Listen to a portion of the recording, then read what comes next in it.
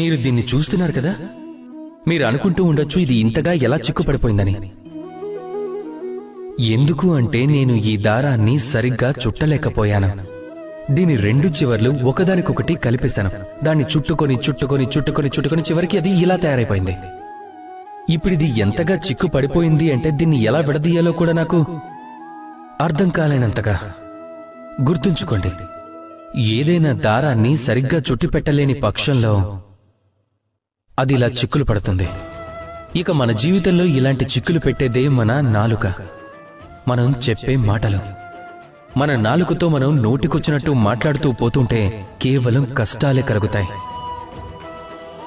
అందుకే మన ఈ నాలుకపై నియంత్రణ ఉంచుకోవాలి. అప్పుడు అన్ని లాభాలే వస్తాయి. ఏదైనా మాట్లాడేటప్పుడు ఆచితూచి మాట్లాడండి. రాధాకృష్ణ.